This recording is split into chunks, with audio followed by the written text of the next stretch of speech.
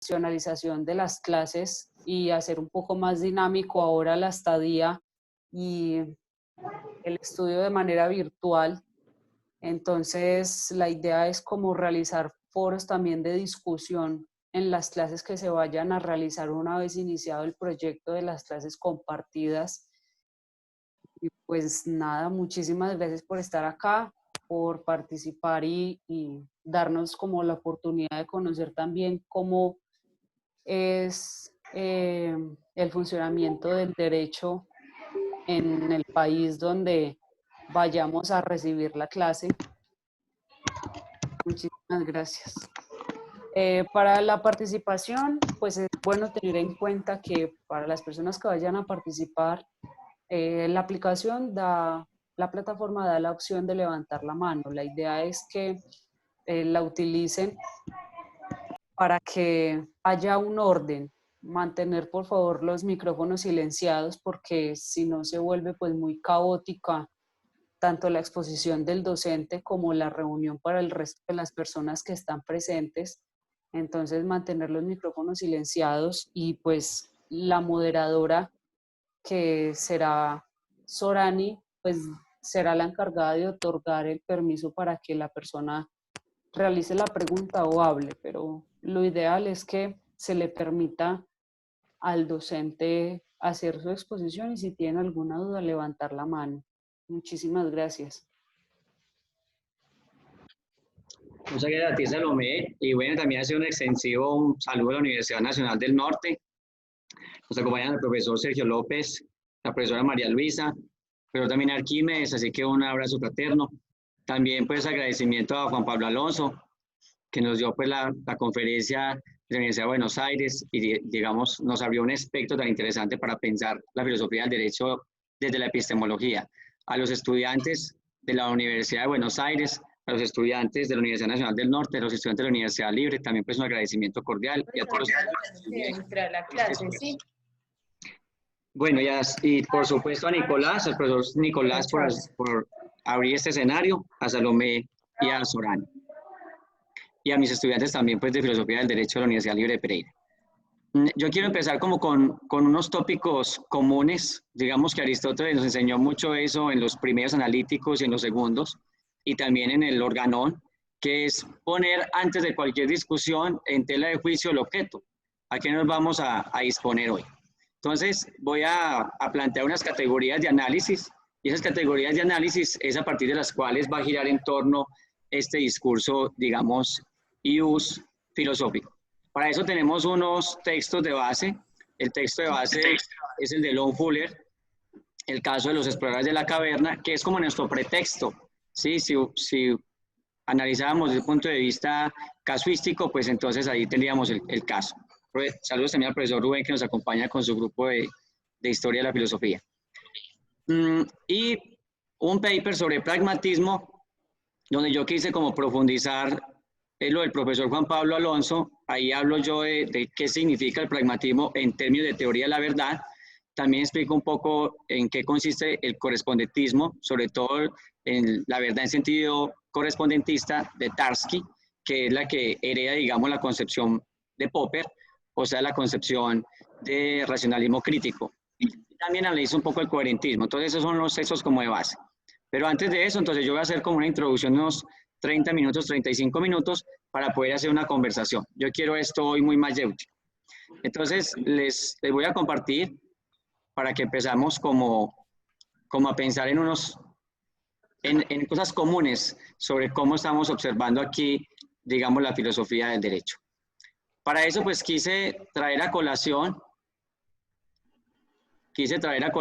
digamos, lo que para mí supone un análisis ius filosófico. Pienso que la filosofía del derecho, pues, tiene, digamos, tres soportes principales, tres consideraciones, tres grandes preguntas que siempre vamos a tener que responder. Y la primera base, el primer fundamento de toda filosofía del derecho es ontológico. De manera que existe una ontología jurídica. La ontología, pues ya lo hemos visto en filosofía, onto significa ser y logos, la palabra logos tiene 14 traducciones distintas o más, pero nos interesa acá pues que es estudio, tratado, palabra. Entonces, ontología es el estudio del ser, de lo que es. ¿cierto? Ya nos decía Parménides que el ser es lo que permanece. ¿Cuál es la esencia de las cosas? Entonces, la concepción ontológica del derecho o la ontología jurídica nos pregunta ¿qué es el derecho? Esa pregunta, por ejemplo, pues ya la había hecho muy pertinente en Argentina Carlos Santiago Nino, en un texto que se volvió emblemático en el pensamiento latinoamericano que se llama Introducción, en este caso, al análisis del derecho. Entonces ahí tenemos una primera cuestión. Cuando hablamos de derecho, ¿a qué nos estamos refiriendo? Pero también Hans Kelsen, pues tiene un capítulo en la teoría pura del derecho con esa pregunta. Él se pregunta, ¿qué es el derecho? En el capítulo primero, sobre todo en el complemento del prefacio de 1934, Hans Kelsen, en el capítulo primero sobre la naturaleza del derecho, se pregunta, ¿qué es el derecho? O sea, es una pregunta fundamental. Se lo pregunta en el 34, pero también se lo pregunta Gustav Radbruch, aproximadamente en 1948, donde ya había tenido una evolución, y se pregunta eso en un texto que se llama Introducción a la filosofía del derecho. Gustav Radbruch había hecho un seminario sobre ese tema, y entonces ahí, digamos, los estudiantes prepararon lo que sería este texto, que luego él lo revisó, y pues pasó, digamos, a ser un texto canónico en filosofía del derecho. Y un naturalista en este caso. Otro tema que fue el que nos trajo bastante Juan Pablo Alonso la clase pasada es la epistemología. La epistemología es episteme, en griego es conocimiento. Claro que gnosis también significa conocer, pero la epistemología es el concepto que usan los griegos para anteponerlo al concepto de doxa. Doxa significa una opinión, una simple opinión. Entonces, en esa confrontación con los sofistas, en la época helénica, Sócrates, Platón y Aristóteles, pues decían que los sofistas tenían una opinión, hablaban de las cosas de manera subjetiva, y el conocimiento real, el conocimiento verdadero, es el conocimiento de la episteme. Entonces, epistemología es el estudio de lo que puede ser conocido, ¿sí? No solo pues de qué puede conocerse, que es la pregunta que hace Kant en la crítica de razón pura, sino los límites de conocimiento también es la pregunta por qué es posible conocer.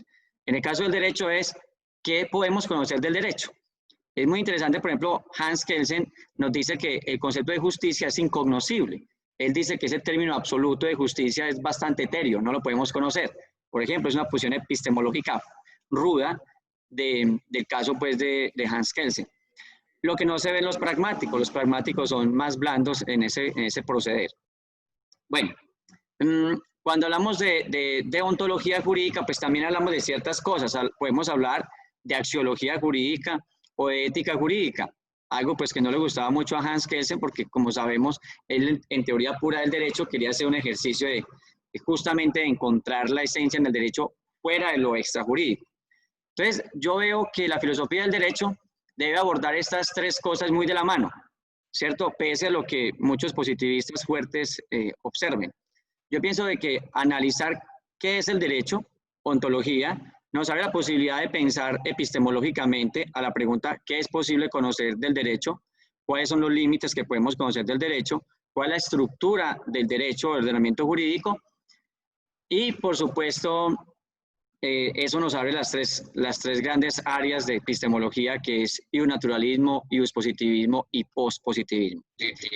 Y lo otro, pues, es la deontología, pensar cuál es el deber del derecho o cuál es su fin, su telos, si es que tiene alguno, porque algunos, obviamente positivistas, ahí está, digamos, la confrontación, pues dirán que no hay fines en el derecho.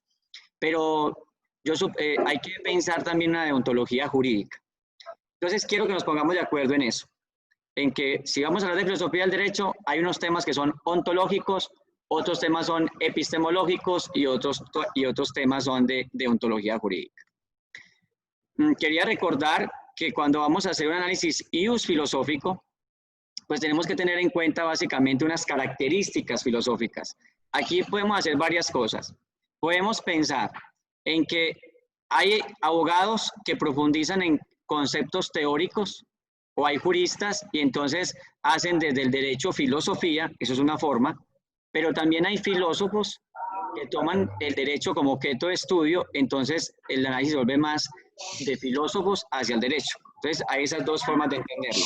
Y una posición intermedia que sería, digamos, como la que vamos a manejar acá. En sí, cualquier análisis de teoría de filosofía del derecho pues nos debe llevar a las características propias de la filosofía. ¿Cuáles son? Pues toda filosofía es reflexiva. Es decir, cuando nos preguntamos, por ejemplo, ¿qué es la ley? Nos estamos preguntando, ¿la ley en qué sentido? La ley en sentido cosmo, la ley en sentido nomos, la ley en sentido dique, la ley en sentido temis, la ley, ¿en qué sentido la ley?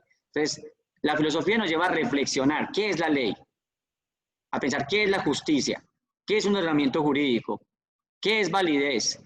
¿Qué es, en este caso, los pilares del derecho? ¿Qué es derecho subjetivo? ¿Cierto? Esa es la reflexiva. Lo argumentativo, porque pues no podemos hacer experimentos en filosofía, pero entonces la teoría de la argumentación, la lógica, formal e informal, y los métodos propios de la filosofía lo hacen posible. La crítica, porque la filosofía busca ser objetiva. Sistemática y racional, porque la filosofía en sí pues busca los fundamentos. Entonces, todo esto nos lleva a que la filosofía es un saber universal, totalizante, y eso es lo interesante. Por ejemplo, hoy podemos pensar no solo desde Colombia qué es el derecho, ni solo de Argentina. Podemos preguntarnos qué es el derecho en términos humanos, en términos antropológicos. Podemos decir, ¿es inherente el derecho al ser humano o podría haber una comunidad de humanos sin derecho? Entonces, la pregunta por el derecho en términos universales es una pregunta filosófica. Aristóteles, por ejemplo, se preguntaba eso sobre el concepto de justicia y hizo muchas teorías comparadas, analizó varias constituciones, entre ellas, por ejemplo, la de Espartano, que de alguna manera le gustaba, y entonces eso hace que la filosofía pueda ser, digamos, pueda generarnos un concepto totalizador. Bueno, otros filósofos, pues, agregarán otras características, pero a mí me interesan estas que son como las comunes a la tradición filosófica. Con relación a eso me parece muy relevante porque muchas veces uno podría preguntar, por ejemplo, si a la práctica jurídica el abogado debería decir la verdad. Yo creo que eso es un tema muy interesante. ¿Debe un abogado decir la verdad? ¿Sí? Y entonces uno se pregunta, bueno, tal vez uno diga, sí, un abogado debe decir la verdad, o tal vez otros digan, no, el abogado tiene que, digamos, tener otro concepto, no epistemológico, sino otros conceptos en que apoyarse. Podría valerse, por ejemplo, la mentira para ganar un caso. Bueno, ya es un caso de ética jurídica. Pero aún donde todos nos pusiéramos de acuerdo en la pregunta, ¿puede o debe un abogado o un jurista o cualquier funcionario de instituciones jurídicas decir la verdad? Uno podría decir, sí, debe decir la verdad, ¿cierto? Aún así, hay una pregunta filosófica importante, y la pregunta filosófica es, ¿a qué tipo de verdad se refiere? Porque hay muchos conceptos de verdad. Aquí lo agrupamos en tres. La verdad en sentido coherentista, es decir, si no hay contradicción en los diferentes enunciados, es verdadero, ¿sí? Que sucede mucho, la coherencia o el coherentismo fue desarrollado sobre todo por la matemática. William Whitehead, por ejemplo, es un matemático y filósofo que se encargó de esto. Se trabaja en filosofía de la matemática. O, por ejemplo, también lo vemos en Lakatos, en los programas de investigación científica, cómo algunas ciencias formales buscan la coherencia. O lo vemos en Bertrand Russell, matemático y filósofo. Esa es la teoría del coherentismo, que nos habla en un sistema deductivo, si no hay contradicciones en el sistema, pues entonces es verdadero. Digamos que en ciencias jurídicas, pues obviamente eso depende de cada nación. Otra teoría de la verdad es la teoría de la verdad en sentido correspondentista, es la que más se defiende en la ciencia, ¿sí? Por ejemplo, cuando decimos en el sentido popperiano, todos los cuervos son negros, eso es verdad si el enunciado todos los cuervos son negros, vamos al mundo, lo comparamos con los datos, lo comparamos con los hechos y efectivamente comprobamos en un caso, en número finito, que son negros. Ahí habría verdad en sentido correspondentista, es decir, que el enunciado corresponda con los hechos. Ese es como el que más se defiende. En un caso jurídico, pues si decimos que un sujeto A generó muerte a otra persona con un objeto cortopulsante, pues es verdad si ese sujeto A efectivamente tenía un objeto cortopulsante y la evidencia empírica muestra que eso le causó la muerte a la persona B. Ese sentido correspondentista, el sentido más fuerte que hay. Pero el sentido que yo estoy defendiendo de teoría de la verdad para lo jurídico es el sentido pragmático. Sentido pragmático busca que las consecuencias de lo que estamos afirmando sean útiles para el individuo o para la sociedad. Ese sistema pragmático es el de Charles Sanders Peirce, el matemático que fue el que desarrolló eso. Lo presenta en un texto que se llama Disquisiciones en torno al pragmatismo. También lo hace William James en un texto que se llama El pragmatismo. Lo hace hoy en Norteamérica Richard Rorty con un texto que se llama El pragmatismo. Bueno, pero que ustedes pues ya habrán leído en el paper que yo escribí para ese trabajo.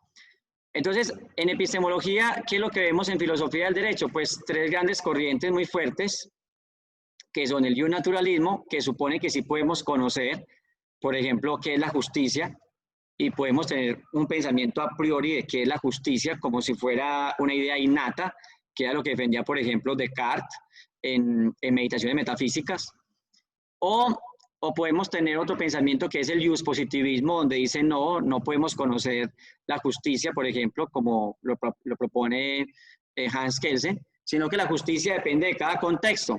Ese es el positivismo. Entonces el positivismo, por ejemplo, nos dice no podemos conocer nada moral y hay que tener una distancia prudente con la moralidad. El derecho tendría que desmarcarse del concepto ético. El pospositivismo yo lo veo más como si fuera el criticismo kantiano. Para Kant, digamos, el conocimiento depende tanto de las ideas innatas como de la experiencia. Entonces, cuando uno lee a Kant en Crítica de la Razón Pura o en Crítica de la Razón Práctica, pues uno diría que los pospositivistas, ¿cierto? Ronald Dworkin, Roy Alexie, están muy cerca de este pensamiento, de que podemos hacer ciertas suposiciones, ¿cierto?, que preceden la experiencia. Por ejemplo, Ronald Dworkin en Los derechos en serio, pues nos dicen, podemos presuponer algunos derechos, aunque no estén escritos en las constituciones o no estén explícitos en el ordenamiento jurídico. Bueno, entonces, la epistemología fundamentalmente nos hace ese cuestionamiento sobre cuáles son las posibilidades de la verdad. Y la otra parte, pues les decía yo, la ética, la axiología y la deontología, pues a muchos en filosofía del derecho no les gusta, depende de qué tan positivistas sean. Otros sí nos gusta, por ejemplo, a mí me gusta bastante pensar este tema y pensar, por ejemplo, si el derecho debería tener una carga ética explícita, pues porque, digamos, hasta Hart, con su positivismo incluyente, pues proponía de alguna manera que se podían tener acercamientos al concepto ético. O sea, uno podría decir si un derecho es correcto o incorrecto, desde un conjunto, digamos, de disposiciones éticas. Aún si todos estuviéramos de acuerdo en que el derecho debe ser ético, o el derecho debe tener un valor, o el derecho debe tener un fin en sí mismo, pues nos quedaría una pregunta interesante por resolver. Y la pregunta interesante es, ¿a qué tipo de ética se refiere? Porque es que no hay una sola ética. Están las éticas antiguas, que es la ética de las virtudes, que propone Sócrates, Platón y Aristóteles. Después la ética medieval, que es la ética, digamos, que propone San Agustín de Hipona o Santo Tomás de Aquino. Y estaría, digamos, la ética que nos trabaja mucho hoy, la dignidad humana, ¿cierto? El concepto de dignidad humana que desarrolla Kant en la Crítica de la Razón Práctica, que luego deduce en la fundamentación de la metafísica de las costumbres y que luego lo podemos ver muy claramente en la paz perpetua de Kant.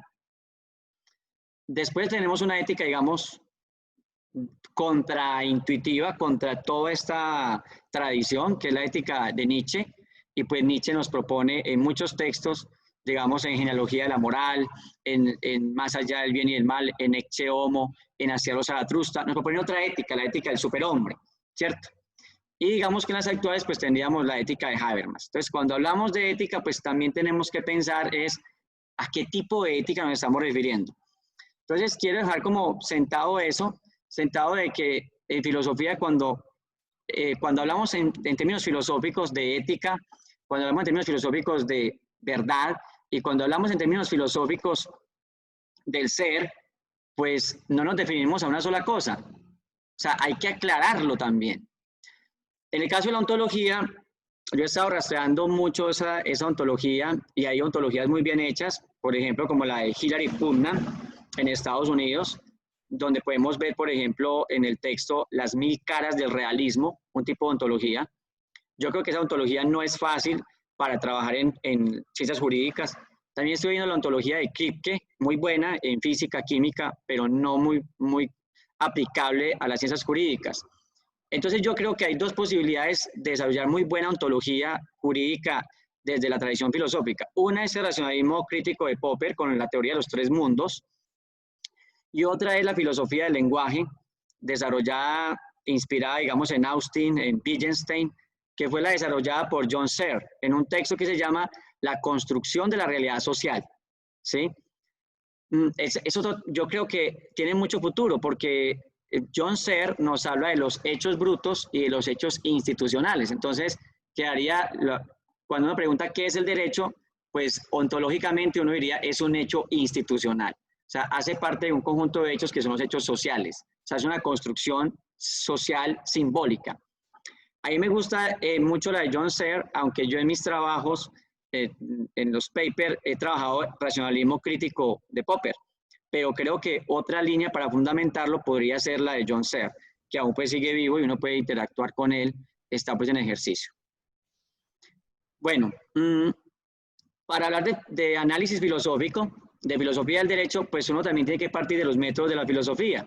Hoy yo quiero desarrollar, digamos, este método mayéutico que ustedes lo pueden, lo recuerdan en la apología de Sócrates, donde en ese juicio Sócrates lo que hace es defenderse frente a esa quintena de jueces y logra pues convencer a 275, a 281 no los convence y pierde por 6 votos, lo que lo lleva a la muerte. Es un método mayéutico, pero también está desarrollada el método dialéctico de Platón a través de la palabra, dar a luz el conocimiento y la lógica formal e informal. Ya en la escolástica, cuando leemos a Santo Tomás en el Tratado de la Ley, el Tratado de la Justicia o el Opúsculo de los Príncipes, vemos ya otro método, que es el método, digamos, y eso de mucho hoy en derecho, el método escolástico, ¿sí? ¿Qué implica ese método escolástico? Implica, por ejemplo, cuando leemos una sentencia, leer la sentencia, hacerle preguntas a la sentencia y finalmente problematizar esa sentencia. Luego tenemos el método de Descartes, desarrollado en el discurso del método, digamos, en sus 6 partes, sobre todo en las 2 primeras, porque la parte cuarta habla sobre la moral provisional. Bueno, y algo que nos interesa mucho en filosofía del derecho y es, por supuesto, la hermenéutica, que yo coloco ahí a Hans-Georg Gadamer, sobre todo Hans-Georg Gadamer, Verdad y Método 1 y Hans-Georg Gadamer, Verdad y Método 2, por el horizonte de la comprensión. Yo creo que para hacer análisis de filosofía del derecho eso es buenísimo. Me quedo también con la fenomenología de Husserl, sobre todo para sociología jurídica. Y por supuesto, la filosofía del lenguaje del Círculo de Viena, que empieza con Wittgenstein, que se purifica con Carnap, en un libro que se llama Fundamentación de la Física, de Rudolf Carnap, y que luego sigue progresando por Otto Neurath y sigue avanzando hacia las críticas de Popper. Popper participó en el Círculo de Viena un tiempo y luego pues se retira y toma distancia. Y por eso está aquí abajo entonces las conjeturas y refutaciones de Popper. Y luego viene el advenimiento de Perelman con la lógica informal, que yo creo que para todos en filosofía del derecho es fundamental. Entonces, cuando yo me refiero a métodos de análisis filosófico, pues exactamente a eso es a lo que me estoy refiriendo. Lo otro, quiero dejar sentado que hablar y pensar la filosofía del derecho, pues también nos lleva a pensarlo como es la filosofía. La filosofía es un trabajo interdisciplinario. Quiere decir que por lo menos hay 3 cosas que debemos distinguir. Una cosa es la praxis jurídica. Una cosa es tomar el código, el procedimiento y la institución jurídica y realizar, digamos, la experiencia jurídica. Ese es el derecho en sentido de praxis jurídica, ¿sí? Ahí es cuando decimos, no, tenemos que observar el código, tenemos que observar lo que dice la Constitución, qué dice el Código de Procedimiento Penal, qué dice el Código Civil, qué dice el Código de Comercio, los diferentes códigos, ¿cierto? Ese es un tipo de forma de abordar el problema. El otro es el derecho como objeto de las ciencias jurídicas. O sea, hay ciencias jurídicas, por ejemplo, la sociología jurídica. Nos da cuenta de la explicación de cómo ese fenómeno jurídico aparece. Yo diría que Michel Foucault trabajó mucho este tema, ¿cierto? Siendo filósofo, pues nos da una aproximación, digamos, a lo que puede ser el análisis de la sociología jurídica. Bueno, pero lo que me interesa a mí y lo que estamos haciendo acá es el derecho en el tercer sentido, el derecho objeto. Cuando nos preguntamos qué es el derecho, qué es el ordenamiento jurídico, cuándo es válida la ley o qué significa la validez, qué significa seguridad jurídica, ¿sí? ¿Cómo se fundamenta la seguridad jurídica? ¿Qué es el derecho internacional humanitario? ¿Cómo se fundamenta? ¿Cuáles son las consecuencias? Eso ya es analizar las teorías. Y cuando hacemos análisis teórico de una teoría, eso se llama metateoría. O sea, la filosofía es una reflexión de segundo grado. La filosofía es análisis metateórico. Por ejemplo, sobre el Código Penal, el incesto. El Código Penal sobre el incesto en Colombia dice, artículo 237, el que realice acceso carnal u otro acto sexual con un ascendiente, descendiente, adoptante, adoptivo o con un hermano o hermana, incurrirá en prisión de 1 año a 4 años. Eso dice el Código Penal colombiano. Entonces, ahí uno puede hacer análisis metateórico y decir, filosóficamente, ¿cuál es el origen antropológico, filosófico, de que el incesto sea considerado, ¿sí? o tenga esa carga punible, sea considerado nefasto para el ser humano? Entonces, ahí uno empieza a hacer análisis metateórico. Me llama mucho la atención, por ejemplo, también para nosotros los colombianos es muy problemático el genocidio. En esta pandemia ya hemos tenido, por ejemplo, 2 masacres y seguimos teniendo masacres. Y líderes sociales también, muchos. Entonces, para nosotros el Código Penal es importante cuando habla sobre, por ejemplo, el genocidio. En el artículo 101 dice, el que con propósito de destruir total o parcialmente un grupo nacional, étnico, racial, religioso, político, y sigue, tendrá una pena que será hasta de 10 años a 25 años o una multa de 1.000 salarios mínimos. Ahí es donde uno dice, por ejemplo, y se pregunta desde el punto de vista filosófico, cuando se construyó la arquitectura penal en el Código sobre el genocidio, ¿a qué se estaban refiriendo cuando hablaban de genocidio? ¿En qué sentido se puede comprender el concepto de genocidio? Y hasta dónde Colombia realmente es lo suficientemente fuerte con el Código Penal para persuadir a la gente de no generar suicidio, de no generar genocidio. Entonces, ahí lo que hacemos es análisis metateórico. Ahora, el derecho también desarrolla, digamos, un contacto en filosofía con estas disciplinas, ¿sí? Eso lo hemos hablado mucho acá en clase con mis estudiantes, que una buena filosofía del derecho necesita previamente un buen trabajo en lógica, un buen trabajo en hermenéutica, un buen trabajo en sociología jurídica y en filosofía del lenguaje.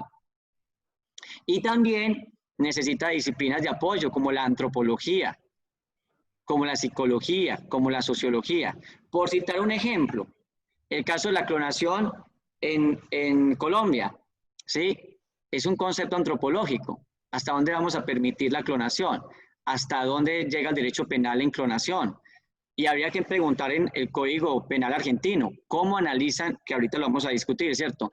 ¿Cómo analizan el concepto de clonación? ¿A dónde nos lleva esto? Como para ir redondeando. Si tenemos en cuenta la ontología jurídica, la epistemología jurídica y la deontología jurídica, pues nos vamos a dar cuenta qué es el derecho. Yo acá les tengo como unas pequeñas definiciones, muy contemporáneas, muy de 1934, Primera Guerra, pues salía ya la Primera Guerra Mundial, intermedio con la Segunda, muy en el 48 con Gustav Rabruk, muy con el 34 con Kelsen, o sea que está por ese mismo contexto. Elegí un poco ese contexto para que nos vamos como ubicando. Entonces, primera definición de qué es el derecho, miren esta. Esa es una interpretación que hace Carlos Santiago Nino, el argentino, en ese texto Introducción al análisis del derecho, sobre la teoría de realismo jurídico, en este caso de Ross, y pregunta, Ross define el derecho vigente en el sentido de ordenamiento jurídico, como el conjunto de directivas que probablemente los jueces tendrán en cuenta en la fundamentación de sus decisiones. Eso ya nos habla de una epistemología, nos habla de una ontología y nos habla de un fin. ¿Cuál es el fin? En este caso, pues uno podría decir que haya seguridad jurídica. si el juez lo que le importa es, si nos importa es predecir lo que el juez va a decir, pues lo que nos importa acá mucho es la seguridad jurídica. La validez jurídica, ¿cómo se analiza ahí? Pues la validez jurídica dependería de todas esas sentencias previas o de los códigos previos o de la jurisprudencia previa o el common law, lo que fuere, a partir del cual el juez va a inferir o deducir su sentencia. Ahí hay una filosofía del derecho, ¿cierto? Que pues uno podría decir, yo aquí abajo podría decir que es post-positivista, ¿cierto? Pero en ese sentido, pues obviamente en muchas partes es positivista. De igual a los filósofos no les gusta que los encasillen. Si ustedes le hubieran dicho a Popper que es un nacionalista crítico, él hubiera dicho, yo no soy eso, ¿cierto? O si le dicen al mejor discípulo de él en este momento, que es David Miller, usted es un nacionalista crítico, pues tampoco le gustan. Estos son casillas que uno va colocando como rótulos para poder entender bien un autor.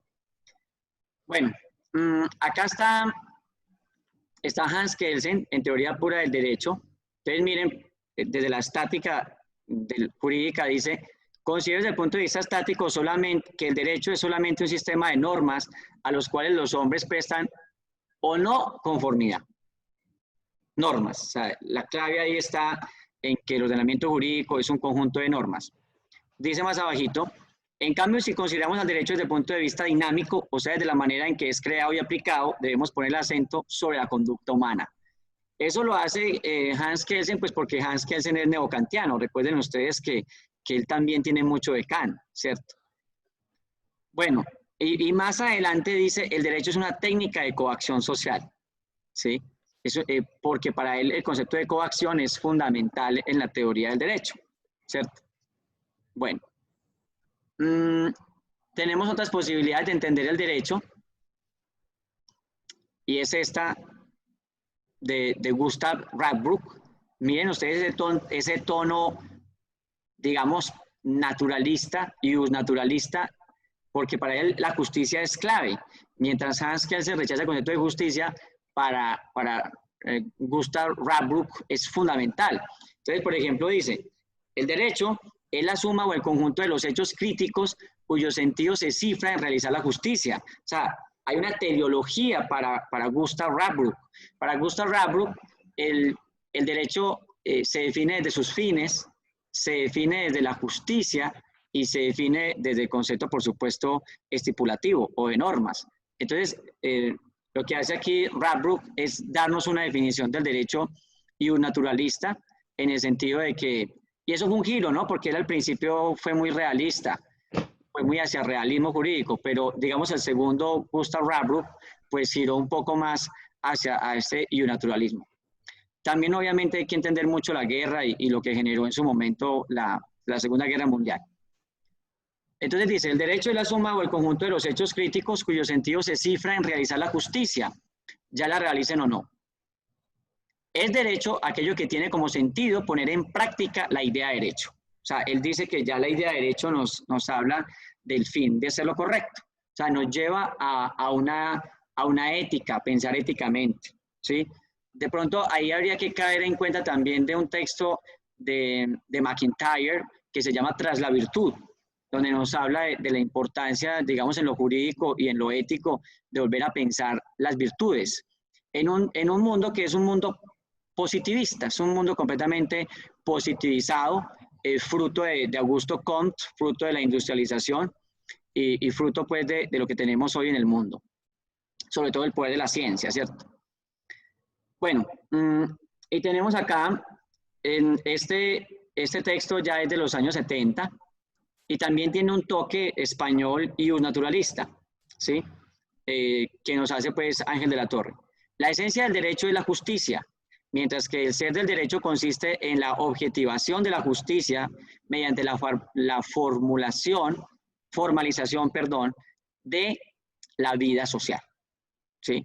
Entonces, ahí tenemos otra definición, digamos, de derecho. Entonces, si nos devolvemos a cada definición del derecho que ustedes ven, a cada una de ellas, se les puede hacer un análisis interdisciplinario. Se les puede hacer un análisis desde los métodos de análisis filosófico, se les puede analizar subyacente ¿sí? ¿Cuáles son, para usar el concepto, cierto, de fundamentos, cuáles son los fundamentos o cuáles son los supuestos implícitos? Para recordarlo de Juan Pablo Alonso. ¿Cuáles son los supuestos implícitos aquí? Los supuestos implícitos ontológicos. ¿Cuáles son los supuestos implícitos epistemológicos? ¿Y cuáles son los supuestos implícitos éticos? Y eso lo podemos hacer, nuevamente nos devolvemos, haciendo uso de las características del pensamiento filosófico. Para llegar acá, para llegar a pensar el derecho de cada nación y el derecho, digamos, mundial, como lo decía Kant, en la paz perpetua, el derecho cosmopolita, ¿sí? O como lo pensaban después de Francisco de Victoria, el derecho de gentes, y que luego sería, digamos, el derecho internacional, y también se fundamentaría el derecho internacional humanitario, ¿cierto? Entonces, ¿cómo lo podemos hacer? Pues a través de esto. ¿Qué es lo interesante? Que algunos dirán, no, solo analicemos epistemológicamente. Otros dirán, no, es muy importante la ontología. Otros dirán, quitemos completamente la deontología, sobre todo los positivistas, digamos, tienen esa inclinación. Pero yo diría que para hacerlo integral desde el punto de vista filosófico, pues esta es la propuesta, ¿cierto? Crear y pensar esos fundamentos. Bueno, voy a dejar de compartir ahí para poder, digamos, interactuar, porque quiero que haya, digamos, esa forma de comunicarnos entre naciones, ¿cierto? Y que hayan, digamos, a través de ese ejercicio erotemático de la mayéutica, dar a luz el conocimiento, ¿sí? Entonces, bueno, me gustaría dar espacio como a una ronda de comentarios, una ronda de... Empecémoslo con un minutico y pues dependiendo de las participaciones lo vamos aumentando. ¿Listo? Y muchas gracias por la paciencia, pues. Sí, claro que sí. Entonces vamos a llevar a cabo la dinámica para hacerlo un poco más fácil, que las personas que quieran participar y hacer intervenciones en la reunión escriban por favor al chat para poder tener un orden, porque algunas personas quizás no encuentran la opción de levantar la mano, pero está en la parte de abajo, en la parte inferior, pero para mayor facilidad entonces lo escriben por el chat, por el chat por favor. El profesor Juan Pablo Alonso tiene la palabra. No, tranquilo, doctor Alonso, por el tiempo. Bien pueda intervenga. Igualmente las personas que quieran participar, pues tratar de ser lo más concreto posible para darle pie a otras personas que quieran participar. Así que tranquilo, doctor Alonso, bien pueda. Bueno, antes que nada, muchas gracias, profesor Zuluaga, por su clase. Gracias a ustedes. Es una visión muy grande, ¿no?, de la filosofía del derecho desde muchos aspectos. A mí me gustaría hacer algunos comentarios sobre lo que más he trabajado y sobre lo que modestamente creo que algo he estudiado, que tiene que ver con la parte de epistemología, que tiene que ver un poco con esta evolución que ha habido entre modelos políticos y modelos de teoría del derecho. Tenemos, antes del avenimiento de las democracias constitucionales a fines del siglo XVIII, con la Constitución de los Estados Unidos de América, la Constitución francesa, y luego ya en el siglo XIX, en la primera mitad digamos, entre 1800 y 1850, todas las democracias latinoamericanas, las constituciones latinoamericanas, y el avenimiento de la democracia como modelo político, ahí tenemos un antes y un después de los modelos jurídicos. Porque el modelo jurídico previo a las democracias constitucionales era un modelo de fuentes del derecho diseminadas. Tenías costumbres que venían del derecho romano, me refiero básicamente a Europa, ¿no? Costumbres que venían del derecho romano, legislaciones locales, un modelo político en monarquías, algunas devenidas en monarquías imperiales, pienso en la Rusia zarista, pienso en la España que tenía toda Latinoamérica bajo sistemas de virreinato, las colonias de Gran Bretaña. En todos esos modelos jurídicos la característica central era la inexistencia de producción concentrada del derecho, sino que las fuentes del derecho estaban diseminadas. En ese marco es donde el justnaturalismo aparece como una teoría que a través de la idea de derecho natural trata de hacer coherente todo ese material diseminado, este material difuso, pero con la aparición de las democracias constitucionales y, digamos, y la producción concentrada del derecho, básicamente a partir de las legislaturas, de los congresos, elegidos por los ciudadanos, ya tenemos otro modelo, otro objeto de conocimiento muy diferente al anterior. Y en este modelo de conocimiento reinó, en este objeto, donde tenemos una producción concentrada del derecho, en cabeza principalmente de los parlamentos elegidos democráticamente, y en donde el objeto principal eran los códigos, porque no nos olvidemos que el fenómeno de la codificación aparece también, con Napoleón en 1804, 1805. Entonces ahí aparece el modelo positivista como un modelo como más adecuado para dar cuenta de este nuevo objeto de estudio, de este nuevo derecho. La crisis del positivismo básicamente aparece con la Segunda Guerra Mundial, con el derecho nazi y con los juicios de Nuremberg, en donde, a partir de ese fenómeno,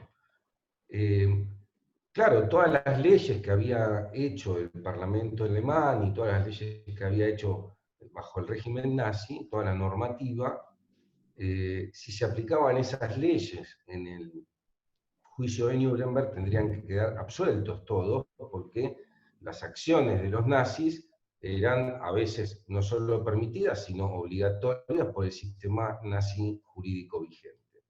Y ahí es donde aparece, en 1948, 1949, ya después de la Segunda Guerra Mundial, la Carta, la ONU y, ¿cómo se llama?, la Declaración Universal de los Derechos del Hombre, en donde se dice, miren, la ONU dice, miren, si vos querés ser un Estado que yo te reconozca como Estado, tenés que incorporar ciertos derechos fundamentales o ciertos contenidos morales a tus normas jurídicas.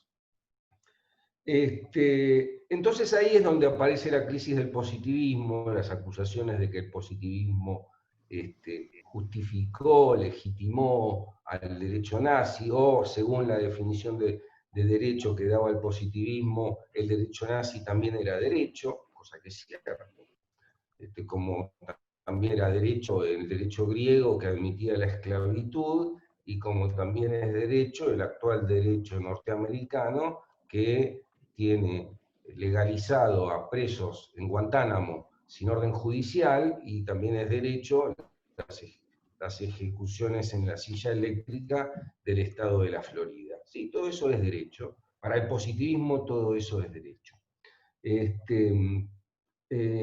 Ahora aparece el pospositivismo como un modelo más adecuado para este nuevo derecho posterior a la Declaración Universal de los Derechos del Hombre, y a esta idea de que el derecho tiene no solo reglas, sino principios. Los códigos dejan de tener un lugar central, y a partir de ese momento los principios que establecen derechos fundamentales y los principios que establecen contenidos en las convenciones internacionales de derechos humanos pasan a ser como el centro de atención de la nueva práctica jurídica.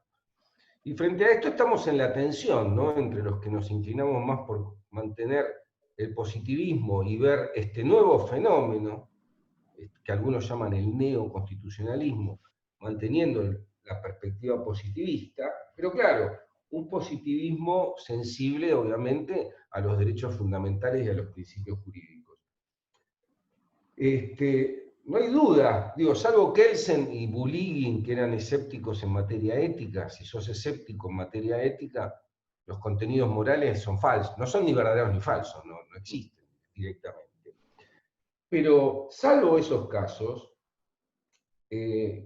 yo sigo pensando que el positivismo a lo Waldron o a lo Joseph Raz es muy interesante, porque ¿qué nos dice Waldron? Nos dice Waldron que en las sociedades contemporáneas democráticas hay una característica que es los desacuerdos morales. O sea, en Argentina hubo un debate sobre si se legalizaba el aborto o no se legaliza. Ustedes tienen el delito de incesto. En Argentina sería impensable que el incesto sea un delito. No está penalizado. Y la existencia de esos desacuerdos morales, para el positivismo los tiene que resolver el Parlamento. Reitero, no hay dudas en este positivismo a lo Waldron que el derecho contiene contenidos morales. Todos más o menos los sistemas jurídicos castigan el homicidio, te obligan a cumplir los contratos cuando lo incumplís, castigan el atraco, el hurto, el robo y las agresiones sexuales. Pero todas esas normas morales son válidas en cuanto son jurídicamente válidas. Aquellas normas morales, por lo menos así pensamos nosotros, porque el hecho del desacuerdo moral como un hecho evidente en las sociedades contemporáneas democráticas, el pospositivismo permite que los jueces integren el derecho con la moral. Y el positivismo dice, no, acá el único que está autorizado a integrar contenidos morales al derecho es el Parlamento, porque es el representante del pueblo. Entonces, nada, me pareció muy interesante tu conferencia. ¿Cómo te digo, John o Freddy?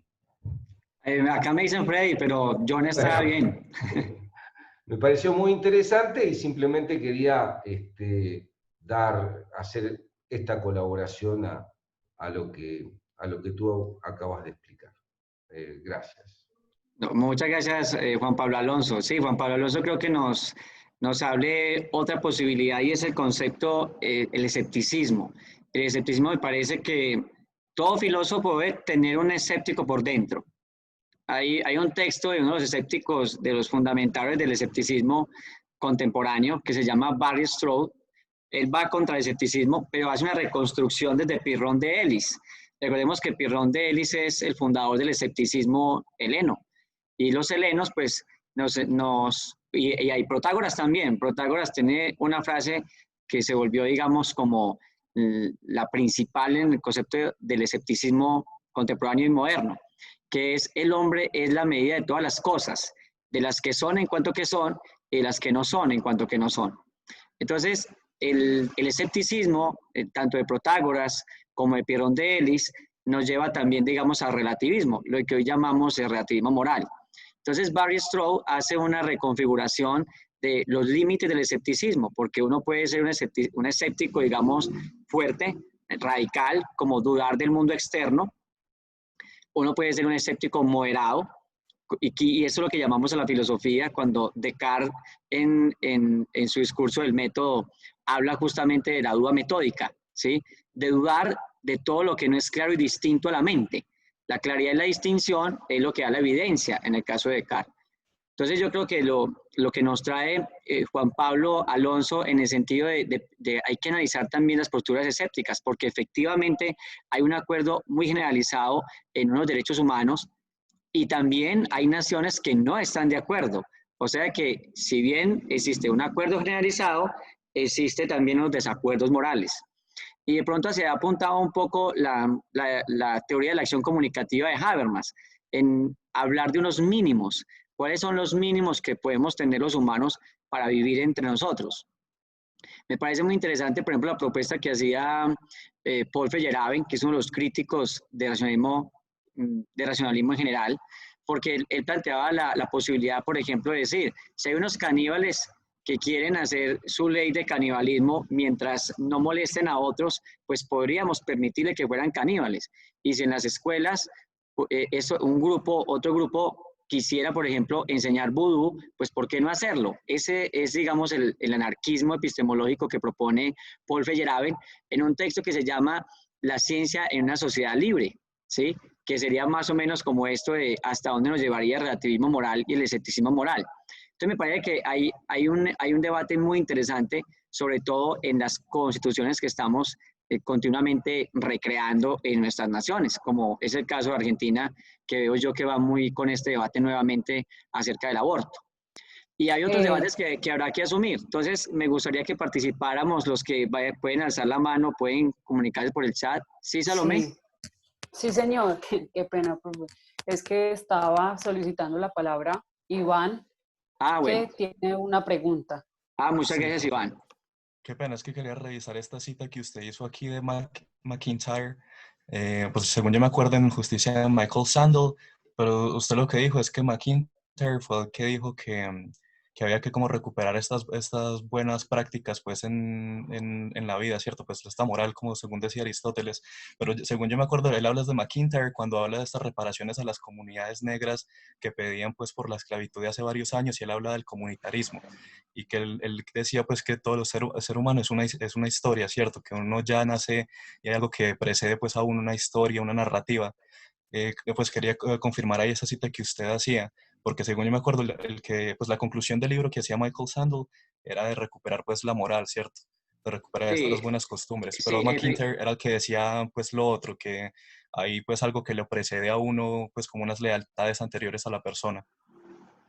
muchas gracias, Iván. El caso con Sandel es un comunitarista, ¿sí? Dejemos eso como en primera instancia claro.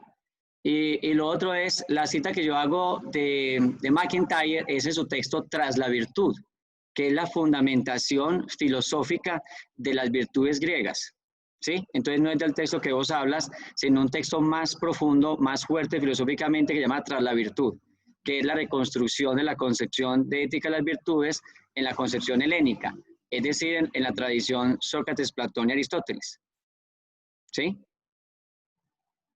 Es Sí, un ya, texto profe. grandioso, Quería Iván. revisar eso. Sí, no, ese texto se consigue en internet, lo pueden descargar, es extenso, es denso, pero es lo que quiere hacer McIntyre ahí es traer la ética a las virtudes, despojándola de todo su fenómeno escolástico, porque es que el problema con la ética de las virtudes fue que como fue tomada por San Anselmo, San Justino, Tertuliano, Clemente de Alejandría, luego San Agustín en la Ciudad de Dios, y luego toda la tradición de ahí hacia arriba, Santo Tomás. Entonces ahí la ética de las virtudes se relacionó con el cristianismo y mucha gente es anticristiana. Entonces lo que hace McIntyre es, hablemos de virtudes helénicas. ¿Cuáles? Pues las principales, fronesis o la sabiduría, ¿sí? Que es la de Platón, la templanza, que es para el alma irascible, hablemos de la concupiscible, y la justicia, que sería la base de todas. Entonces ahí está la prudencia, fronesis, fortaleza, templanza y justicia, que es la ética de las virtudes, la que va a rescatar McIntyre, para quitarle ese ropaje, porque es que hay mucha gente que le hablan de virtudes y ya dice cristianismo, catolicismo, religión, nada que ver. Pero lo que dice McIntyre es, hay toda una tradición en torno a eso.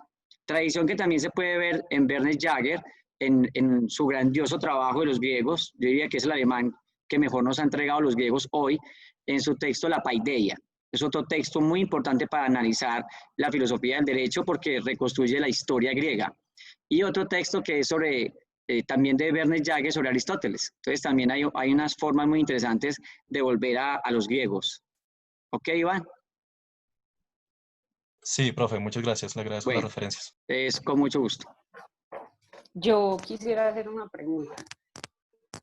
¿Sí? A los docentes que están acá y pues también a todos los participantes.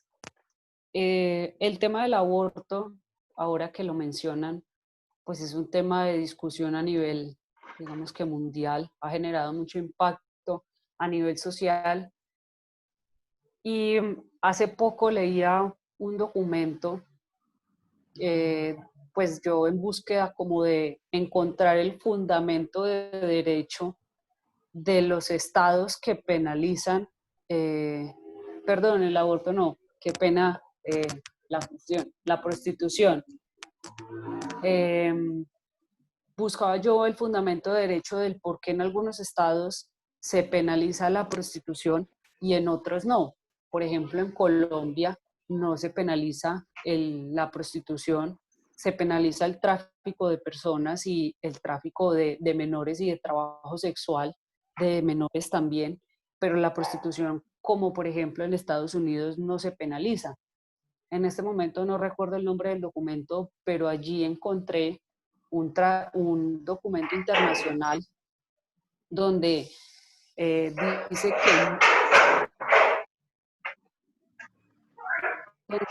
que se deberá penalizar, perdón, es que había un micrófono allí, se deberá penalizar la prostitución. Entonces la pregunta es, desde la epistemología y la filosofía, ¿cuál es la razón por la que la prostitución no se penaliza en muchos países?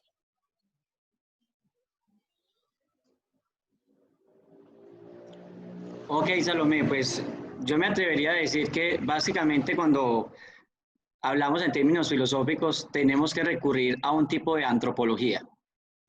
Y la antropología se puede pensar en tres versiones con relación a lo que tiene que ver con filosofía, antropología filosófica. Hay una antropología filosófica que es la antropología orética.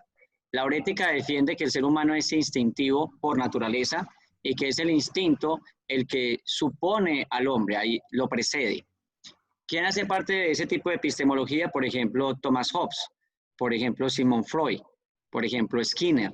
En esa antropología, los seres humanos intentan ordenarse y lo hacen de unas maneras contextuales, de unas maneras, digamos, del ethos, o sea, la costumbre. Y opera, por supuesto, la ley del más fuerte. Entonces, la prostitución también depende de digamos, de la tradición. Por ejemplo, la tradición judía fue muy fuerte con ella, pero la tradición de los bárbaros no, o lo que llamaban los latinos los bárbaros, lo que eran los godos, los visigodos, toda esa tradición, pues no lo hizo. Y no lo hizo porque, digamos que el cuerpo también era un objeto, el cuerpo era mercancía. Entonces, eso también viene, digamos, a las legislaciones y antropológicamente se toma desde la antropología orética. Hay países y hay concepciones de mundo que son antropología no ética. No ética significa que son tradiciones que defienden que el ser humano no es instinto, sino que el ser humano es conocimiento, el ser humano es gnosis, por eso se llama noesis, es inteligencia en griego. Eso significa que esas concepciones buscan un bien universal, un fin abstracto, lo que hablaba el profesor ahorita Juan Pablo, hablar un poco de naturalismo. En esas corrientes, digamos que el ser humano se le toma más como la persona, la dignidad humana, y cuando uno tiene el concepto de dignidad humana, por ejemplo, con el caso de Kant, obra de tal manera que lo que impulse tu obrar te sirva al mismo tiempo como legislación universal, o el imperativo categórico trata a los demás como fines en sí mismos y no como medios. En ese sentido, pues sí cabría penalizar la prostitución o por ejemplo, la pornografía o cualquier otras cosas. Entonces, la otra antropología se llama antropología compleja, complexus, o antropología paradójica. Es que el ser humano no es ni bueno ni malo por naturaleza, ni el ser humano es instinto orexis, o el ser humano es noesis, inteligencia, sino que el ser humano es paradójico. Y yo creo que lo que tenemos hoy en el mundo justamente es eso. Tenemos un ser humano paradójico. Por eso mismo tenemos una legislación paradójica. Por eso mismo tenemos tradiciones contradictorias. Entonces, por ejemplo, lo vemos en Colombia, es muy claro observarlo. En Colombia es una moral muy cristiana que le dicen no al aborto, pero, por ejemplo, no protege los derechos de las webcam. Las mujeres que están en la webcam en Colombia están muy desprotegidas en sus derechos jurídicos. Ni siquiera tienen prestación, en este caso, de un mínimo de contrato laboral. Apenas si está tejiendo eso. Entonces, mira que todo depende también de una concepción antropológica, una concepción cultural. De hecho, por eso me gusta mucho una parte de una definición que hace Gustav Bradbury al respecto. Dice que el derecho es una construcción cultural. Y en ese sentido habría que ir también a la antropología cultural, que es otra de las formas de entender, digamos, el derecho, ¿sí? Y eso depende del legislador, pues vemos que los legisladores son parte de la cultura del pueblo.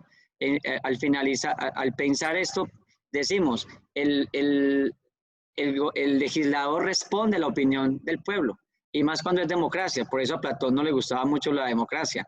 Platón era antidemocrático, ¿sí? Entre las peores formas de gobierno o entre las menos malas, Platón decía pues la democracia, pero no le gustaba. Platón por definición hubiera sido un aristócrata, o preferiblemente preferiría la monarquía, ¿cierto? Gracias, profe. Doctor Alonso, tiene la palabra. Ya le doy la palabra a Nicolás, que también levantó la mano. Una observación respecto de tu pregunta acerca de la prohibición de la prostitución. En el mundo en donde predomina esta idea ilustrada, posilustrada, de democracia constitucional, me refiero a Latinoamérica, América del Norte, me refiero a Europa, y probablemente a Oceanía, ¿no? Ese mundo que de alguna forma tenemos en común muchos aspectos, que no tenemos con China, que no tenemos con el mundo árabe, islámico. O sea, en ese mundo, digamos, de la democracia constitucional, claro que hay muchos desacuerdos morales, pero hay como ciertos principios básicos que en general se aceptan, como el principio de no daño a terceros, o lo que Nino decía, el principio de autonomía de la persona humana. Y desde estos principios, que de alguna forma compartimos, aunque después en lo específico los terminamos regulando de manera distinta. El principio de no daño a un tercero te genera penalizar el homicidio, pero algunos te lo penalizan con pena de muerte y otros no, que les parece un escándalo la pena de muerte.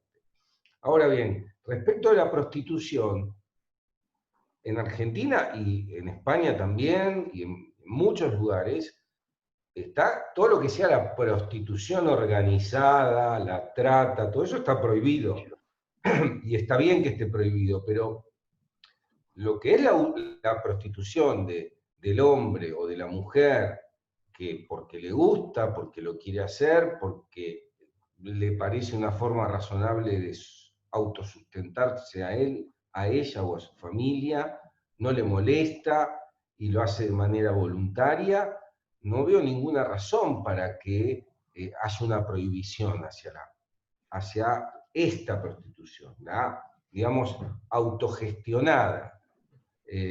Sí, respecto del resto, en la medida en que se den estas condiciones, ¿no? Que no haya daño al tercero, que haya decisiones autónomas de las dos personas involucradas o de las que sean,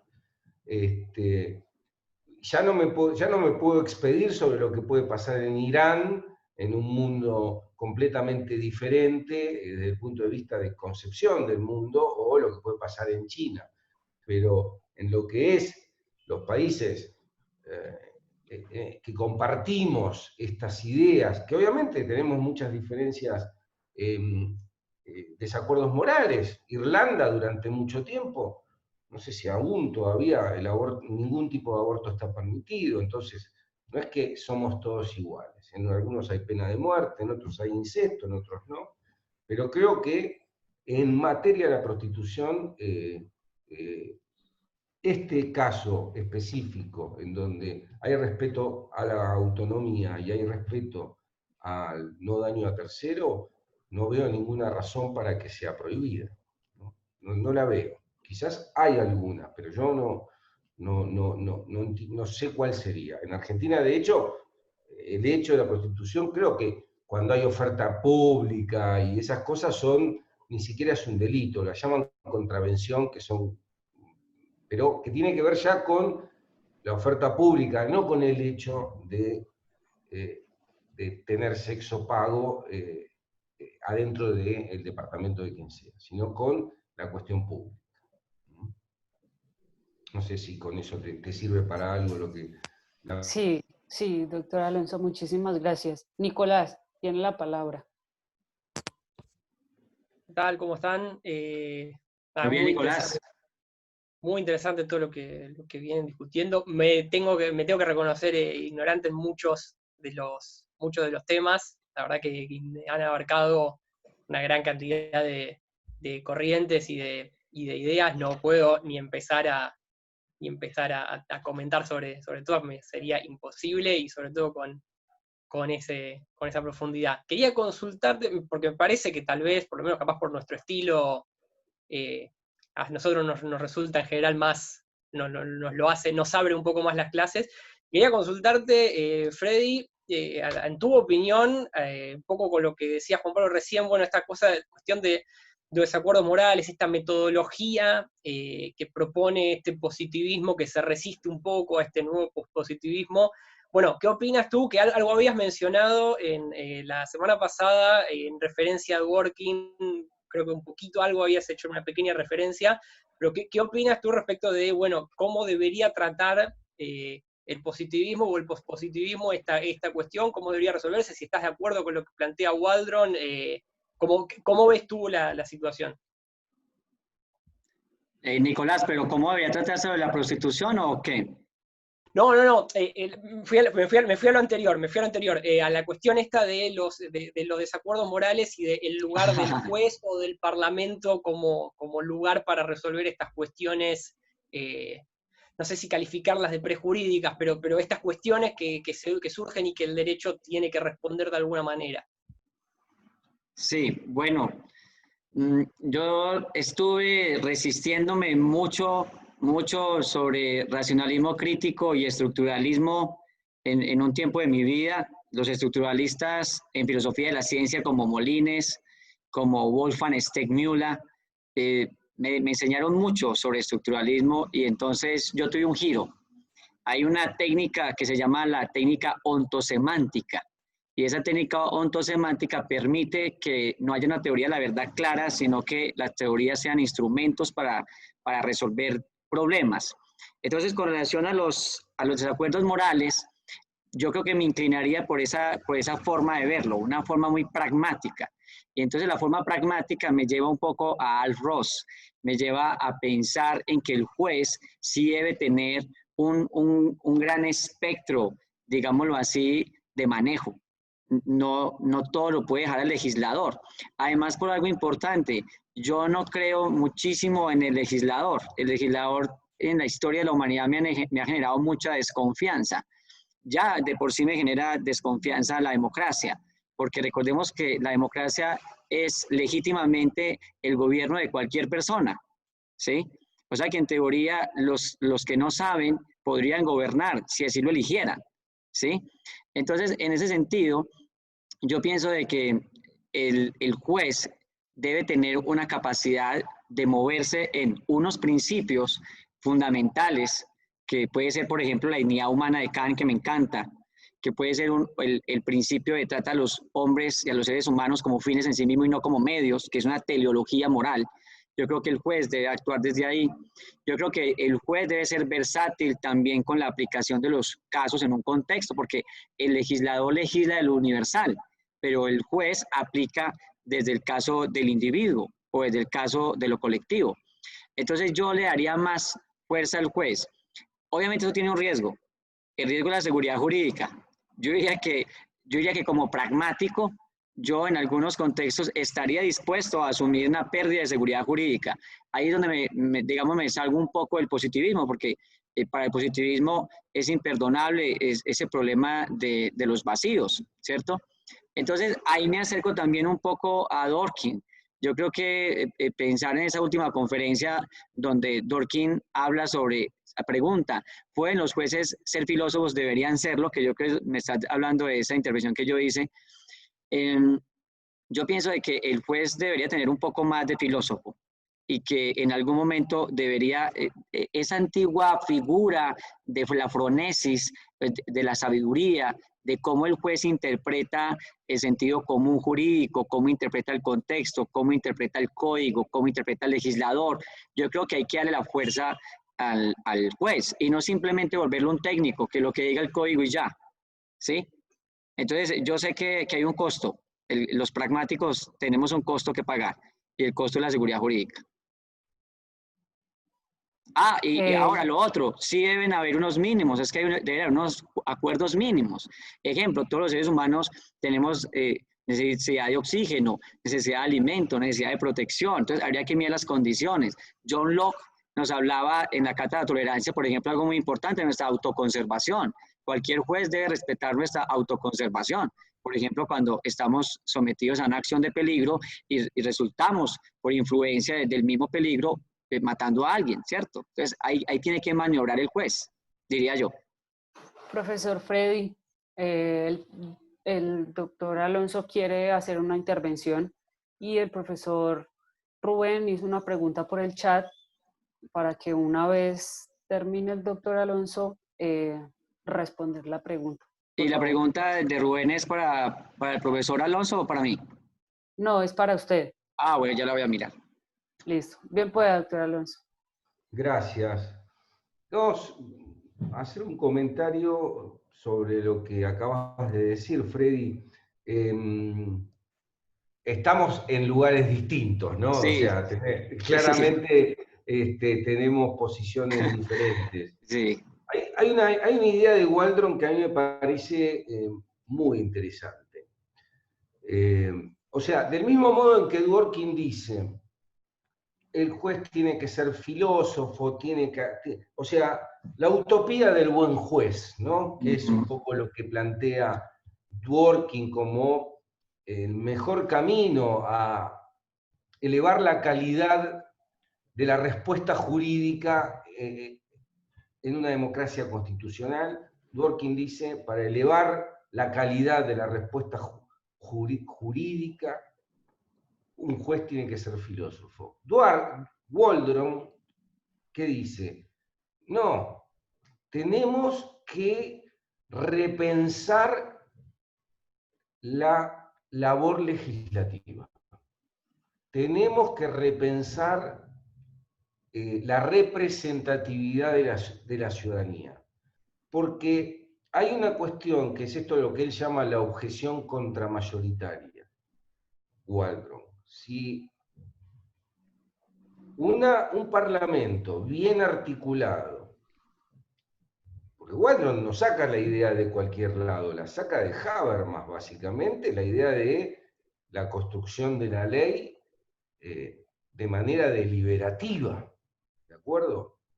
Y quienes más tienen legitimidad para hacerlo es la ciudadanía, porque tiene que ver con el autogobierno. Entonces Waldron lo que dice es lo que yo reconozco, que es un poco lo que tú dices, Freddy, es que es penosa la labor parlamentaria actual. Ese es un poco el tema. Entonces, como que los caminos son dos, ir hacia Dworkin, pero frente a ello tenemos un problema, porque es el gobierno de la minoría, de 5 o 9, versus el gobierno de toda la ciudadanía. Entonces Waldron dice, no, tenemos que buscar la mejor manera de que la democracia sea más deliberativa en serio, de lo que lo es actualmente, ¿no? Creo que son dos visiones diferentes, y de cómo mejorar la calidad de la respuesta jurídica. Obviamente, bueno, lo interesante de la filosofía del derecho no es que estemos de acuerdo, si estamos de acuerdo todo sería muy aburrido. Sí. A mí me parece que la idea de Waldron tiene algunos elementos mejores, digamos, más sólidos, que se apoyan en la idea de autogobierno, la democracia deliberativa, la participación ciudadana. Bueno, me parece que tiene algún tipo de mejoría por sobre la idea de Dworkin, pero bueno, nada, es solamente esa observación. Sí, yo creo que Juan Pablo sí cita algo muy importante y yo creo que termina siendo una tensión, para mí es una tensión, porque si me pongo a pensar en el concepto de autonomía de Robert Nozick en Norteamérica, yo digo, deberíamos ser así, deberíamos ser tan autónomos, tener tanta autonomía intelectual, que los seres humanos deberíamos incluso ser capaces democráticamente de resolver nuestros problemas. Y luego me acuerdo del liberalismo de Rawls y digo, tal vez habría que ser un poco más idealista. Entonces, claro, los pragmáticos estamos como en esa tensión. Pero sí, muy bien. Yo creo que ahí hay un debate pues muy profundo y bastante grande, muy interesante. Salomé, ¿será Doctor que tú me Freddy, recuerdas la pregunta de Rubén, porfa? No la tengo aquí como a la sí, mano. ya se la digo. Y hay una última intervención como para ir, unas últimas 2 o 3 intervenciones o preguntas que vayan a hacer. La pregunta del doctor Rubén es, ¿existe la seguridad jurídica o solo es una conformidad pasajera con una visión temporal normativa? No, yo creo que Rubén no está preguntando. Esa es una pregunta, es una tesis en forma de pregunta, ¿cierto? Porque yo estoy de acuerdo con él. La seguridad jurídica realmente pues es una innovación técnica, pero no es ontológicamente un hecho per se, no es permanente. La seguridad jurídica, por supuesto que depende directamente de cada contexto histórico, de cada contexto cultural y de cada ordenamiento jurídico. Yo por eso incluso prefiero sacrificarla un poco en aras de otros principios, sabiendo que también es un pilar enorme, pues obviamente, sin desconocerlo. Pues si no hubiera seguridad jurídica, pues ¿para qué derecho? Estaríamos como John Locke hablaría en un estado de barbarie, no en un estado civil. Entonces, en ese sentido estoy de acuerdo con Rubén. Bueno, el participante que solicitó preguntar algo fue Pedro Hurtado, que tiene una pregunta. Hola, buen día. Hola Pedro, ¿qué Eh, más?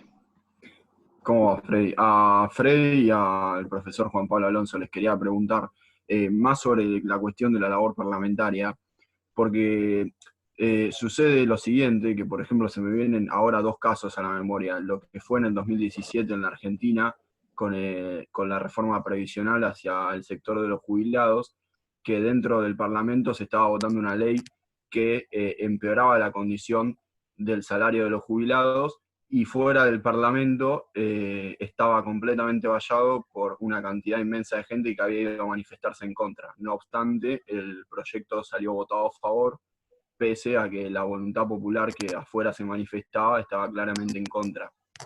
Y otra cuestión que se me viene ahora a la cabeza es que hace pocas semanas en la legislatura de Buenos Aires se votó una ley que establece al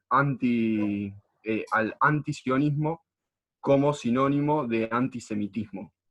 Y por ejemplo, yo en mi caso particular no soy antisemita, por supuesto, pero tampoco soy sionista porque rechazo la guerra y la masacre que se está llevando adelante sobre el pueblo palestino, por ejemplo.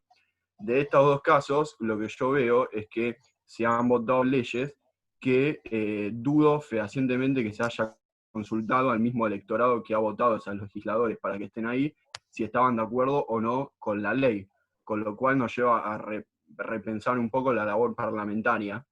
Y la tarea de los jueces con respecto a estos 2 casos, bueno, por ejemplo, con respecto a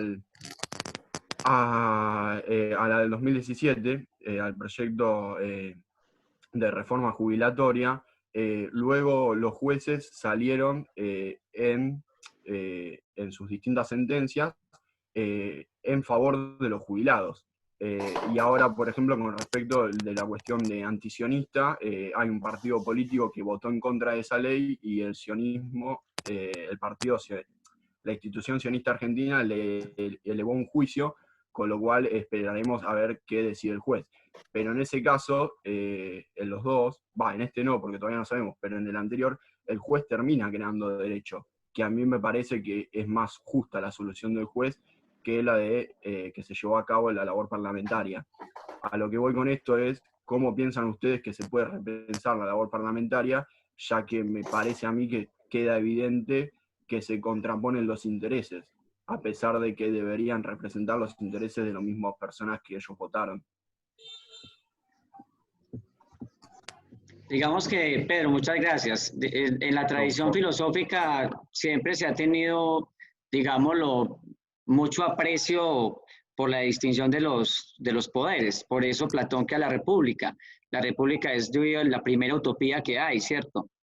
Pero más allá, cuando lo vemos en el espíritu de la ley de Montesquieu, también hay un legítimo respeto por la división de poderes, entre esos para que el Parlamento pueda legislar y sea independiente, digamos, de la parte judicial.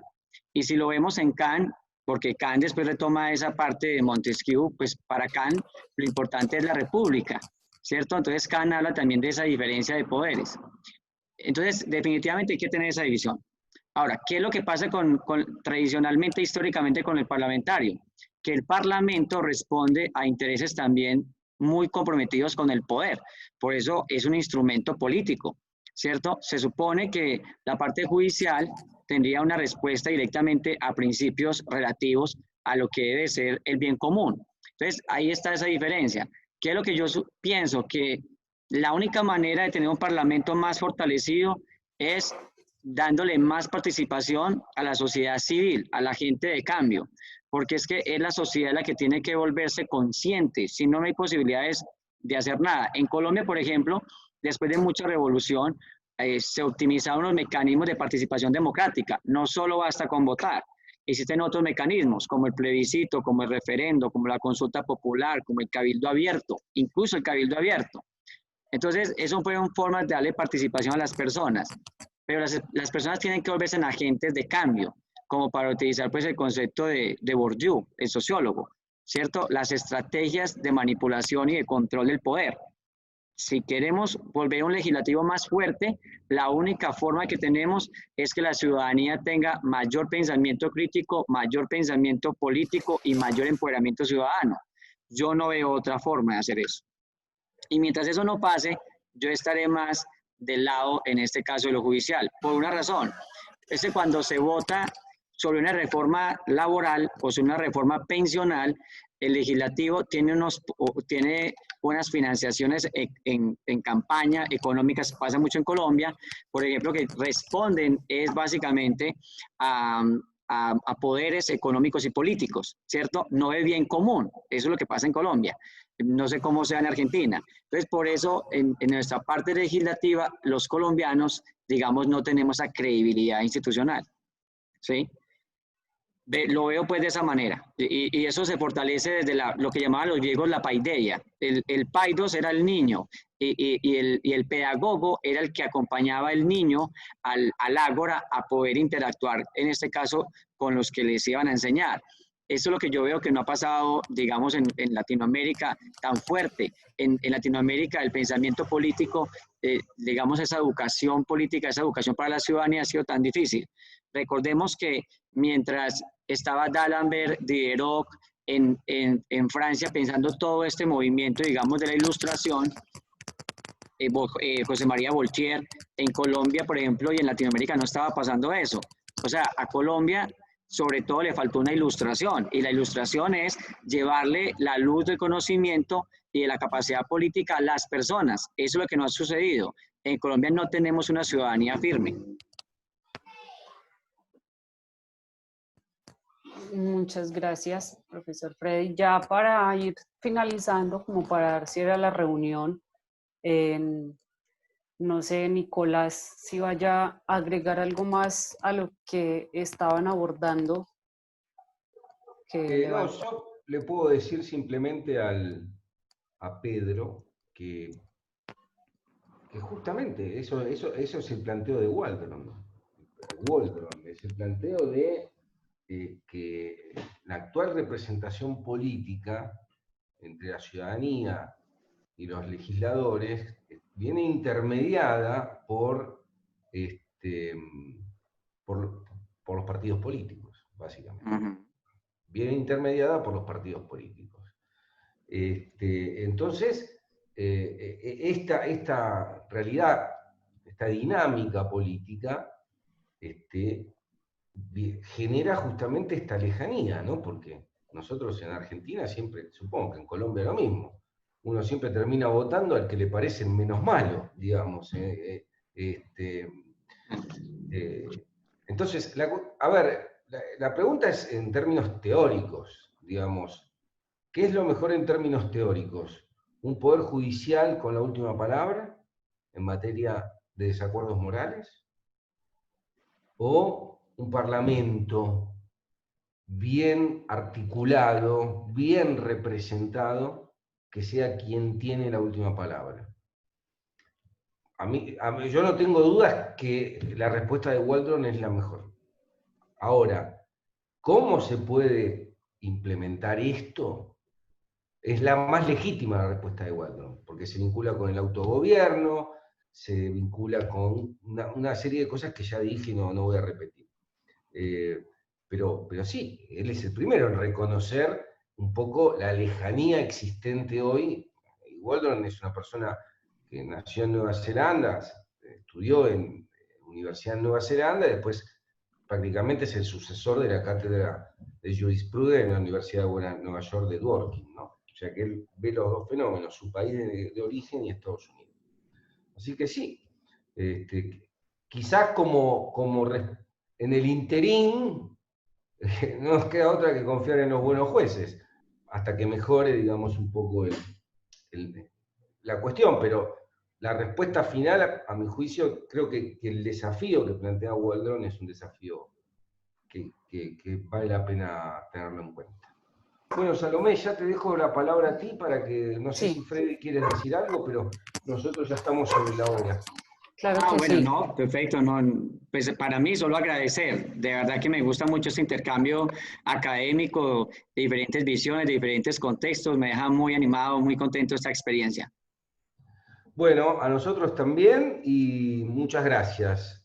Salomé, muchas gracias a ti por haber tomado esta iniciativa y lo que haremos es seguir en contacto por mail para ver cómo continuamos.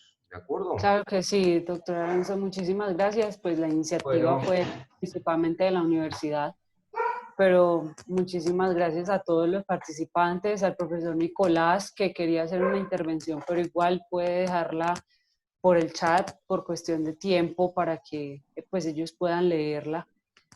Muchísimas gracias y nada, saludos. Nos vemos. Chao. También. Muchas gracias y seguimos en contacto por mail. Ok. No. ¿Ayelen? ¿Es Ayelen? Ayelen. Ayelen. Bueno, felicidades a Pedro, a todos, al profesor Juan Pablo, a todos que me acompañaron. Muchas gracias. A Salomé, muy amables. Chao, que estén muy bien. Felicidades.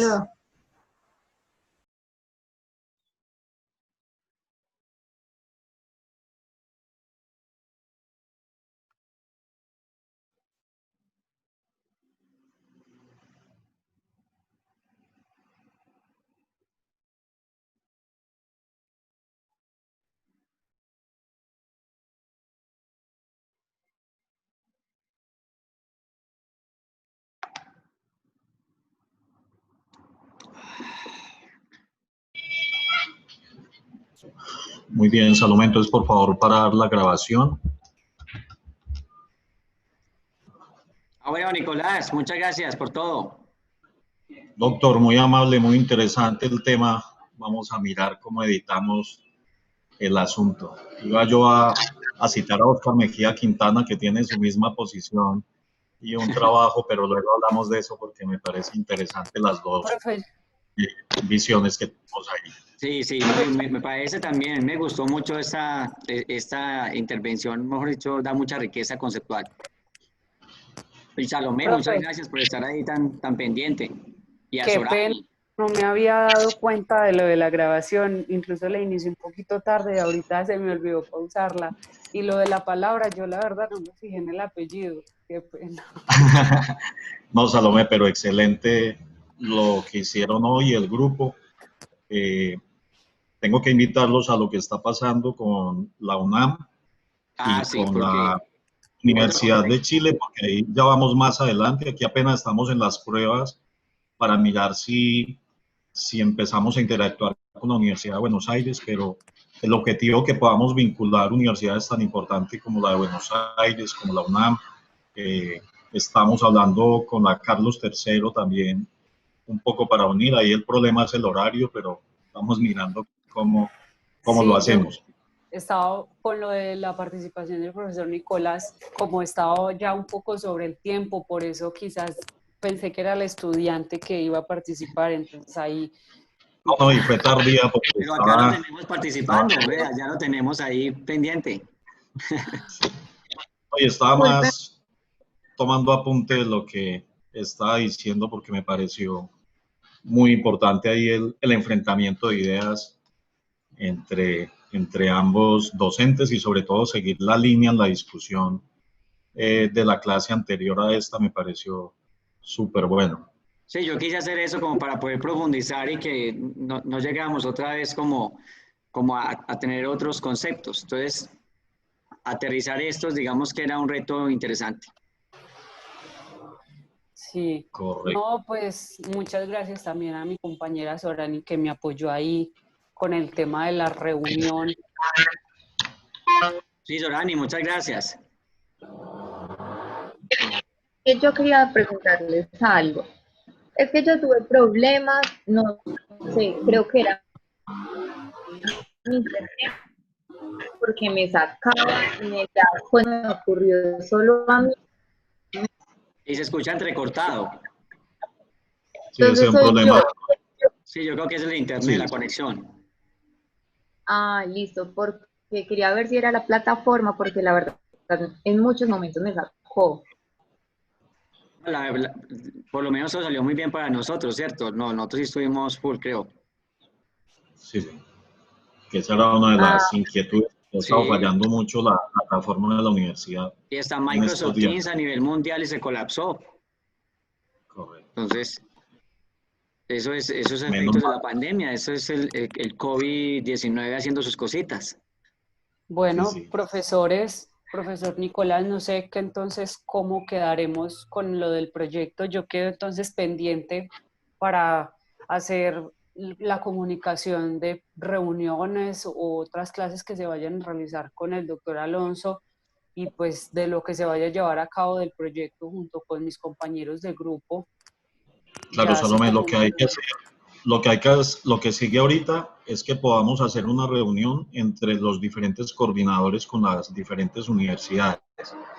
Ya hay un proyecto de manual, hay unas cartas que ya se hicieron llegar a la decana porque ya el contacto tiene que ser institucional, no personal, y empezar a firmar convenios entre las universidades para poder dar el paso siguiente, porque no es solo este tipo de clases, sino además qué tipo de educación conjunta se pueden dar con convenios de las universidades. Un poco empezar a trabajar el intercambio de docentes, el intercambio de estudiantes, seminarios, posgrados, doctorados, ese tipo de cosas. Por ejemplo, con los 3 docentes que entraron de la Universidad del Noreste, ya hay una propuesta para una especialización en argumentación jurídica. Entonces hay que trabajar como en eso, un poco pensando en las posibilidades de quienes estamos en ciudades intermedias, no tienen como para ir a estudiar a otro país o irse para Bogotá, es cómo generamos algún tipo de alianzas que permitan desde acá poder acceder a maestrías y doctorados y algunos cursos que solo se dan de manera presencial, pero que por la coyuntura de la pandemia se están repensando para que sean virtuales. Entonces, ahí ya hemos adelantado algo con la UNAM, muy seguramente en la reunión de coordinadores le van a comentar en qué vamos ahí, con la Universidad del Nordeste en Argentina también y con la Universidad de Chile. El objetivo es que como los contactos iniciales son los docentes y así se pensó, perdón, los contactos iniciales son los estudiantes y así se pensó y por eso yo no he intervenido en esa relación porque es mucho más importante. Fíjese que el profesor Pablo la identifica a usted como la que genera la idea porque así se quiere hacer ver, ¿cierto? Desde el video que ustedes hicieron, la convocatoria, y suena mucho más atractivo de esa forma. Además, me gusta que se vea así, porque fíjese cómo se ha personado usted el proyecto. Yo la he dejado, yo sé que usted se siente excluida de apoyo mío, pero es porque lo hemos dejado así a propósito, porque mire cómo lo han abanderado. De hecho, usted ha jalonado sola todo el contacto.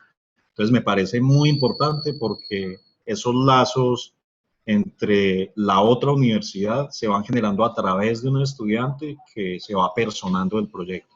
Entonces me pareció bonito, ha pasado en la universidad de la UNAM también con los estudiantes que están identificados como los del proyecto, y de hecho el video de presentación que vamos a hacer es el proyecto generado desde ustedes, recordando el video inicial que hicieron.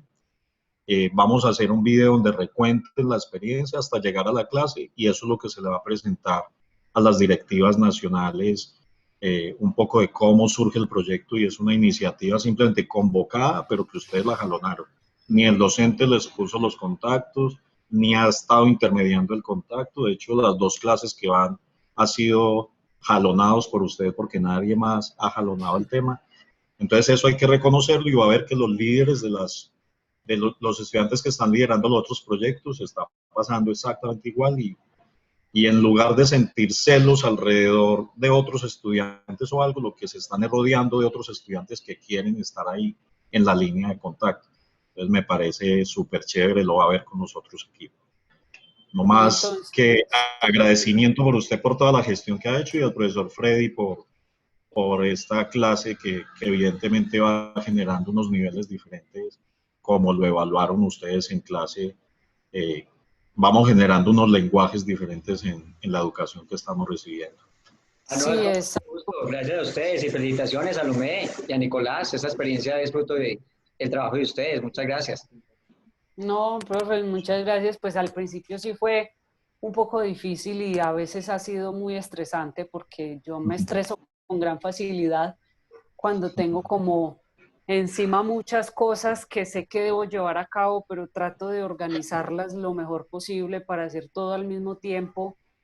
Y a veces me estreso porque en medio de mi estrés a veces no logro entender las cosas, y eso me pasó con el profesor Nicolás cuando vi en la plataforma de Teams ese poco de mensajes. A mí me entró en mi cabeza un colapso total, pero bueno, se sacó adelante, que uno lo hace principalmente como, bueno, vamos a ver qué resulta con esto, pero para mí ha sido una experiencia muy enriquecedora porque pues a mí siempre me ha llamado la atención irme a estudiar a Buenos Aires. Incluso lo tenía dentro de mis planes al inicio de iniciar mi carrera, pero pues por diversos motivos no se dio. Entonces digamos que por eso, y tengo algunos conocidos en Buenos Aires, y quizás eso logró un poco facilitar el contacto con la universidad. No pensé que fuera a ser tan fácil en realidad, porque ellos son un poco reacios a hacer contactos con otras personas como para este tipo de cosas. Incluso el doctor Alonso no permitió grabar la primera clase, pero es muy enriquecedor conocer, o sea, ampliar un poco la visión del derecho, porque uno cree que la carrera de uno solamente sirve en el país de uno. Y uno con este tipo de programas es que uno se da cuenta que sirve para muchas otras cosas en otros países. Entonces creo que, pues hablando por mí, quizás otras personas piensen como yo, pues le abren a uno posibilidades de salir de acá, porque esa es una realidad, de que la idea es internacionalizar la carrera de uno, porque acá en Colombia es muy triste, pero no es valorada, no lo suficiente. Entonces sí me parece muy enriquecedor pues el proyecto que surgió en la universidad, y que se lo plantearon a uno como estudiante, y pues sin querer queriendo, como dicen, termina uno metido en el cuento. Metido y liderando el proyecto. Y ya tenemos ya tienen ellos donde tomar café y nosotros donde tomar mate. Ah, sí, y comer churrasco. Sobre todo lo segundo. Mm. Bueno, entonces Bueno, yo no muy bien. quedo sin familia. Listo, quedo pendiente entonces de la reunión que se vaya a hacer con los coordinadores ya me avisará el profesor Nicolás para reunirme.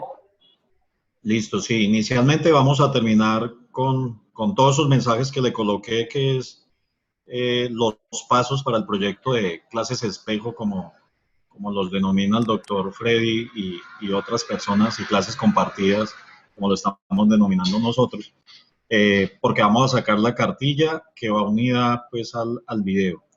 Ahí evidentemente va a presidir el doctor Freddy con esta clase todo el video, porque... me tocó.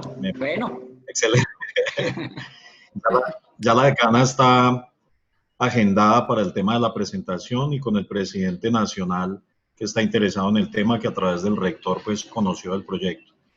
Y para contarle, doctor Freddy, que ya estamos contactando los profesores de Filosofía del Derecho de las 7 seccionales, porque el objetivo es meterlos para empezar a hacer una clase compartida nacional, y de esas salen las clases compartidas internacionales. Es un poco como la dinámica que evidentemente con la altura de los que están ahí seguramente va a pasar algo bonito en lo de Filosofía del Derecho, a ver si entusiasmamos a los estudiantes en esta área. Sí, porque ese es el reto, ese es el reto. Es Sí, sí. que toca utilizar retórica, estrategias retóricas para cautivarlos, pero bueno, ahí vamos. Esa es la misión. Correcto. Listo, no, muchas gracias y quedamos Bueno, entonces para el próximo encuentro. Muy amable, doctor, Listo. y a todos los Nicolás, estudiantes. gracias, Salomé. Chao. Listo. Bueno, Felicidades. bueno, Hasta luego. nos estamos viendo. Ok.